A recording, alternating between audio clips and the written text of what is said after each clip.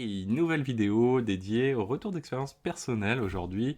Vous avez été plusieurs à me laisser des commentaires récemment pour me demander mon organisation par rapport à la chaîne, etc. Alors je vais pas vous détailler l'organisation que j'ai, qui a été fluctuante. À un moment, elle était un petit peu modèle pour moi. En tout cas, j'avais une espèce de template qui marchait vraiment du feu de Dieu, hein, comme on dit. Mais au fur et à mesure du temps, finalement, j'ai un petit peu divagué. J'y reviens hein, de temps en temps, ce que j'avais expliqué une fois dans une vidéo. Mais voilà, alors on y reviendra très certainement un peu prochainement. Mais surtout, ce qui est important, au-delà de ça, c'est pourquoi, qu'est-ce qu'on trouve dans une organisation, en tout cas, on va dire moderne, pour un ingénieur DevOps, sysadmin, CRE, Dev, peu importe ce qu'on recherche. Hein. Mais derrière, quel est le point commun, quelle est la cardinalité finalement actuelle qu'apporte une organisation et qu'est-ce qui a une forte plus-value. Et c'est là où, du coup, on va parler Tamagotchi, c'est-à-dire les petits outils et les petits jeux, hein, si on monte dans mon ancien temps, les petits jeux qui font qu'on y revient très très souvent.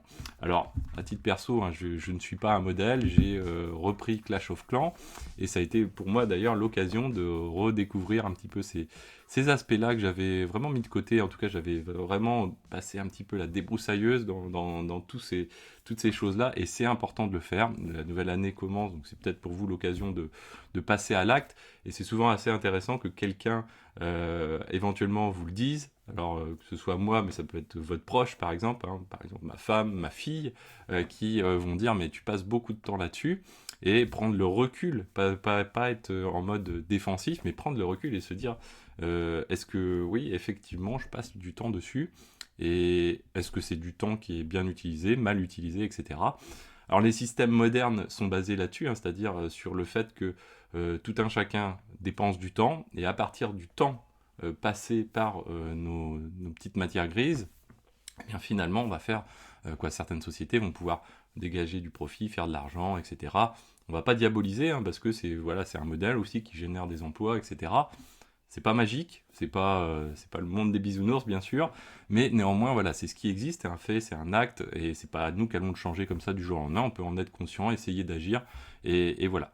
Le web, malgré tout, c'est quand même un outil formidable, extraordinaire de partage de connaissances. Et ça, il faut revenir un petit peu à ces fondamentaux-là. C'est un outil qui a permis voilà, d'obtenir, alors on va pas parler de croissance économique, mais la croissance en matière de connaissances au cours des 30 dernières années a été fulgurante en fait, et le web y contribue mais très très largement, c'est-à-dire que ça a été l'occasion voilà, de lancer plein de sujets, de connaissances, de concepts, et de les expliquer à droite, à gauche, que ce soit open source ou non open source, peu importe, hein, c'est vraiment de la diffusion à large échelle, et ça c'est vraiment quelque chose d'extrêmement intéressant, de fondamental, à tort ou à raison, hein, parce que voilà, il peut y avoir des choses qui sont partagées et qui n'ont pas d'intérêt, ou en tout cas qui nuisent, qui peuvent être nuisibles également, mais il y a aussi beaucoup de choses positives. Donc ça, c'est vraiment très cool. L'autre aspect aussi qui est intéressant, c'est que ce grand partage de diffusion et de connaissances à large échelle fait que le niveau global, alors on va pas parler de niveau intellectuel, mais en tout cas, les choses qui étaient techniques avant et poussées avant, qui nécessitaient éventuellement de la R&D avant, bah, sont beaucoup plus à disposition d'un plus grand nombre de personnes ayant moins besoin de compétences finalement, éventuellement un spectre un petit peu plus large mais moins profond dans ces domaines-là. Par exemple, moi dans mon domaine, hein, clairement, que ce soit du dev ou du sysadmin ou du DevOps, etc., on ne fait jamais de R&D strictement, purement, on va dire un petit peu à l'ancienne, parce que voilà, tout existe sur le web, donc ça, il n'y a pas de R&D. On l'a vu encore récemment avec l'IA, il y a beaucoup de choses où, bah, il y a 15 ans, 20 ans, il fallait des chercheurs pour trouver ces choses-là. Maintenant, avec une lib et 5 lignes, on le reverra quand on fera des petits tutos Python, je sais pas, OpenCV, ce genre de choses, avec 5 lignes, ben, on se retrouve à faire de l'IA, faire de la reconnaissance faciale, etc. C'est un truc, c'est quand même magique. Alors, il n'y a pas que du bon derrière, mais c'est quand même exceptionnel. Et c'est ce qui fait que bah, l'humain a pu croître comme ceci, à tort ou à raison, hein, toujours. Mais voilà, c'est quelque chose qui est important. Donc, derrière, sur le web, on peut trouver plein de choses intéressantes. Néanmoins, on l'a dit, c'est un système qui est basé aussi sur la consommation de temps personnel, hein. Ça n'a pas été créé pour ça fondamentalement, ça a été créé vraiment pour le partage de connaissances, mais néanmoins, voilà ce qu'il en retourne. Alors derrière, qui dit ça, dit derrière, bah voilà, le temps, c'est quelque chose qui est de plus en plus une valeur rare, hein. C'est vraiment quelque chose, puisque ça se monétise, hein, quelque part, de cette manière-ci, hein, le temps cerveau, hein. Derrière, eh bien, on va se retrouver avec des systèmes qui vont chercher justement à nous faire adhérer un petit peu à droite, à gauche, à ces systèmes d'utilisation de temps. D'où le parallèle avec les fameux Tamagotchi à l'époque, qui est le but, c'est de faire revenir les gens dessus, hein. Certains jeux utilisent des psychologues, hein, des jeux vidéo ont utilisé des psychologues de manière extrêmement courante, mais même sans être dans les jeux vidéo, Google utilise aussi des psychologues, etc., pour Gmail, etc., de manière à faire en sorte que, d'une part, bah, bien sûr, les choses puissent être agréables, mais en même temps déclencher des choses dont nous-mêmes on n'a pas conscience, de manière à nous faire revenir sur ces outils. Donc, derrière, si on en revient à notre organisation de travail, la première chose et le point cardinal, on va dire, en matière de toutes les organisations, on peut parler de choses où on va bloquer des temps dédiés à des choses, etc. Mais néanmoins, le point cardinal de tout ça, de toutes ces volontés de vouloir s'organiser suivant des méthodes X ou Y, ça va être de gérer son temps et de l'optimiser. Ça reste quelque chose d'essentiel. C'est une évidence, c'est la vérité de la palisse, c'est ce que vous voulez. C'est vraiment quelque chose qui va être essentiel. Par exemple, ça va être les réseaux sociaux, ça va être les séries, ça va être les films, les tutos également. Donc si vous êtes sur la chaîne, c'est exactement la même chose, c'est-à-dire que à une certaine dose ça va bien, mais si vous en regardez tout le temps, c'est pas garanti que finalement vous passiez plus de temps à regarder des tutos plutôt qu'à pratiquer, voire même à empiler, moi ça m'est arrivé à une époque, à empiler des liens vers des tutos ou à télécharger plein de tutos sans jamais les regarder, même faire la même chose au-delà des tutos vidéo, faire la même chose avec des blog posts, faire la même chose sur LinkedIn, avec des informations qui finalement, on n'est même plus au stade où on indexe l'information, c'est qu'on ne la consulte plus jamais. On sait éventuellement qu'il y a une trace qui existe, mais on l'a tellement de manière loin que finalement, ça ne nous servira à peu près jamais. Donc il faut trouver ce dosage entre suivre des choses et tomber dans l'excès de cette chose-là et ne plus en faire quoi que ce soit, quoi. C'est vraiment quelque chose qui est important. Donc toujours prendre un temps de recul par rapport à notre activité. En tout cas, personnellement, c'est ce que j'essaye de faire. Vous voyez, j'ai repris Clash of Clans. Je sais que j'y passe beaucoup de temps. Je pense que je vais le couper en début d'année. C'est pas l'histoire de prendre des bonnes résolutions, c'est juste, je sais très bien que voilà, je passe du temps dessus et c'est du temps qui pourrait être mieux utilisé. Alors mieux utilisé pourquoi? Parce que même 5 minutes, c'est le gros intérêt d'Internet et des systèmes de connaissances dont on a à notre disposition à l'heure actuelle, hein. C'est pas système d'information, mais système de connaissances, on pourrait parler. Bien, c'est que très rapidement, 5 petites minutes, en 5 petites minutes, on peut apprendre des choses qu'on n'aurait jamais appris avant. Donc ça peut être extrêmement rapide d'acquérir une connaissance, même de pratiquer quelque chose. Je sais que souvent, il y a des gens avec qui j'ai pu discuter qui ont fait « oui, mais bon, ça c'est juste Hello World, machin, etc. » Peu importe, en l'espace de 5 petites minutes, on peut faire un Hello World d'une technologie en question. Et donc derrière, bah, de fait, on la découvre. Ça ne veut pas dire qu'on va la connaître, bien sûr, loin de là, mais au moins, on va avoir fait un petit test, ça va nous marquer un peu plus nos esprits, et on va savoir un petit peu plus à quoi ça correspond quand quelqu'un en parlera. Après, ça nous donnera l'idée de plus ou moins creuser la chose, et puis éventuellement d'avoir d'autres catégories, d'autres outils de la même catégorie, et au fur et à mesure des Hello World, entre guillemets, d'y voir un petit peu plus clair dans ces choses-là. Donc comme quoi, 5 minutes, des fois, ça coûte rien. 5 minutes, je lance une VM, je lance un container, je lance un process et je regarde ce qui s'y passe. Finalement, je tombe sur quelque chose, je coupe, j'arrête et c'est fini. Ça aussi, c'est quelque chose qui est intéressant, c'est qu'il y a plein d'outils à l'heure actuelle qui nous permettent aussi de lancer quelque chose dans les 5 minutes et puis de pouvoir couper un peu brutalement pour pouvoir reprendre assez facilement là où on en était. Et donc, 5 minutes au cours d'une journée, des petites tranches de 5 minutes, il en existe énormément. que c'est toutes les petites choses où on prend notre téléphone, on ne sait pas quoi faire, on prend notre téléphone, on va regarder une pseudo-actualité qui ne sont plus réellement des actualités, on va regarder une bricolette, on va regarder des mails en pensant que est-ce que le mail arrive ou pas. Je vous refais pas la litanie du pourquoi on scroll down pour actualiser les mails et la comparaison avec les machines à sous dans les casinos. Mais derrière, il faut bien avoir conscience que voilà, 5 minutes dans une journée, on en a quoi, des séquences de 5 minutes libres au cours d'une journée, on en a énormément. Et donc si on est capable d'être opérationnel très rapidement dans ces 5 minutes-là, faire quelque chose parce qu'on a réfléchi avant et se dire tiens, bah voilà, si j'ai 5 minutes, je passe 5 minutes sur ça, je passe 5 minutes sur ça, etc. Bien, au fur et à mesure, vous apercevez que les journées sont beaucoup plus denses, beaucoup plus efficaces de fait, parce que vous allez découvrir vraiment beaucoup plus de choses. Et pas forcément faire de la veille, hein. Les 5 minutes de veille, des fois, on part un petit peu dans tous les sens, finalement, on n'en retient pas forcément grand-chose, on n'a pas forcément lu dans le détail les articles de blog ou autres, et là, derrière, finalement, c'est nettement moins productif. Donc ça, c'est quelque chose qui est, je trouve, fondamental. J'ai bien sûr des exceptions, je m'autorise des exceptions, hein, je ne suis pas un fanat je me coupe de tout, des séries, etc. J'ai une télé, etc.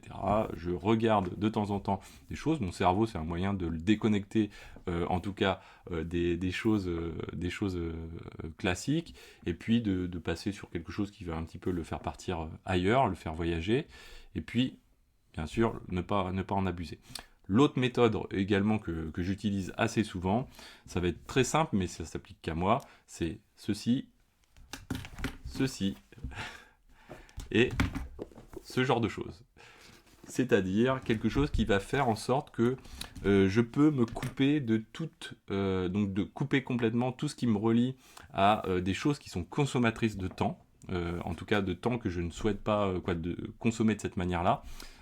Donc, par exemple, voilà, si on est sur un ordinateur, une tablette, on va avoir tendance quand même à avoir nos mails à côté, avoir les réseaux sociaux, etc. Et rester focus, hein, c'est un exercice qui est vraiment très intéressant à faire. Vous prenez 1 heure, 60 minutes, et vous dites je bosse un sujet pendant 1 heure de A à Z sans faire quoi que ce soit d'autre que ce sujet-là, sans switcher de A à Z sur des choses à droite à gauche, vraiment focus dessus.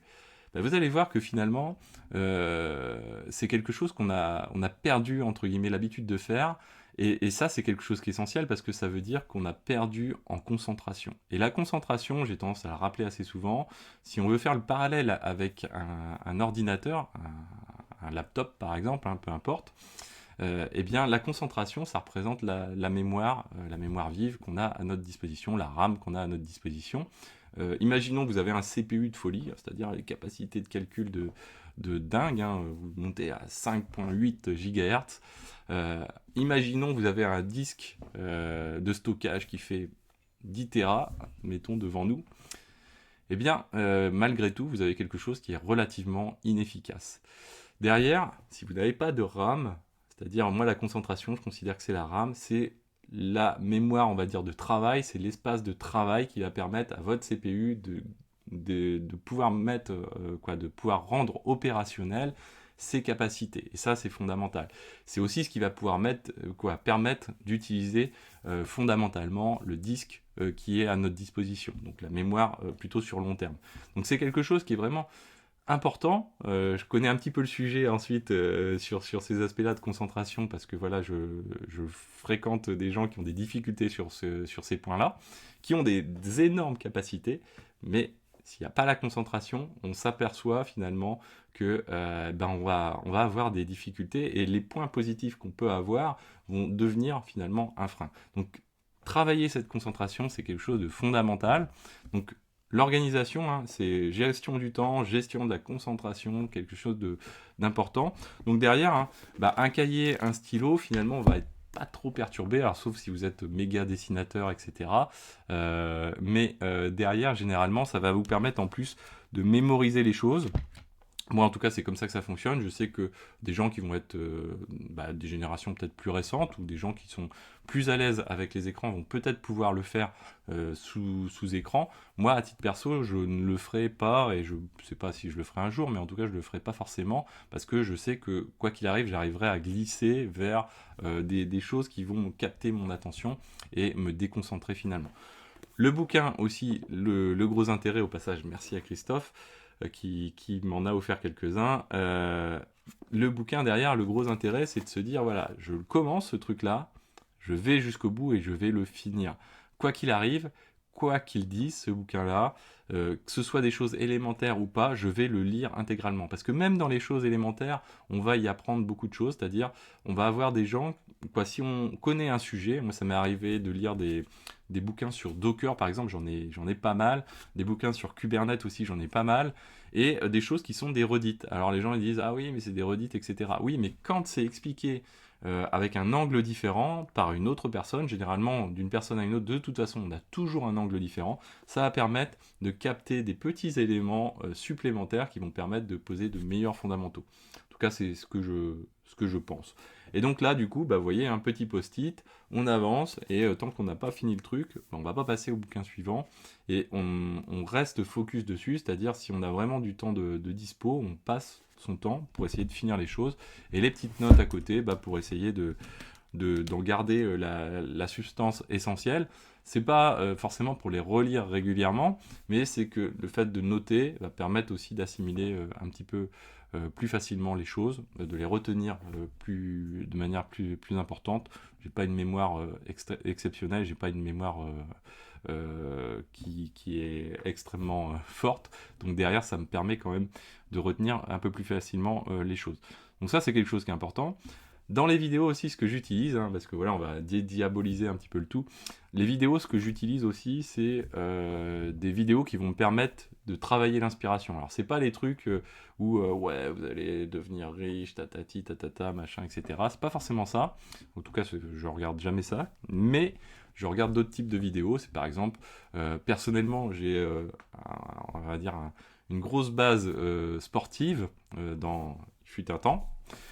Et derrière, voilà, pour moi, la motivation à partir de regarder des ultra sportifs, des super sportifs, avec éventuellement des vidéos dynamisantes à base de un peu de musique qui inspire, c'est quelque chose qui va me permettre de me regonfler à bloc. Par moment, du coup, regarder même en boucle certaines vidéos et se dire, tiens, voilà, je vais essayer de donner le meilleur de moi-même par rapport à ça, et du coup se dire, voilà, je vais travailler mon cerveau pour faire en sorte de dire, tous ces moments, ces temps libres, je vais être suffisamment fort, mon cerveau va être suffisamment fort pour éviter de passer du temps sur ces choses-là. Et quand ça arrivera, vous vous rappellerez peut-être plus de la vidéo inspirante et vous dire dans l'état d'esprit où vous étiez, pour trouver la pêche et en même temps bypasser tous les trucs qui vont éventuellement interagir avec. Donc voilà, pour moi c'était la vidéo, on va dire, organisation qui je ne souhaitais pas vendre du rêve, en tout cas par rapport à mon organisation un petit peu modèle qui je sais fonctionne pour moi. Je vous en reparlerai, mais voilà, chacun a son mode d'organisation. Pareil, dans tout ce que je viens de vous dire là, c'est vraiment à chacun de trouver ses fondamentaux, mais toujours dans la vie, ce qui est important, c'est de prendre du recul par rapport à ce que l'on fait, où est-ce qu'on se situe. Est-ce qu'on est en train de faire les bonnes choses par rapport à là où on veut aller, et ça, c'est quelque chose de fondamental. Voilà, donc j'espère que cette vidéo vous a plu. N'hésitez pas à la partager, à mettre des pouces bleus, à commenter, à cliquer sur vous abonner, la petite cloche, et puis également si vous souhaitez m'aider pour acheter notamment ce style de bouquin, mais là on m'en a offert déjà pas mal, vous pouvez cliquer sur rejoindre, c'est 99 centimes par mois. Voilà, ça permet de soutenir et de contribuer à la production des les quelques 1600 vidéos qu'il y a sur la chaîne. Voilà, je vous dis à très bientôt sur Xavki. Ciao à tous!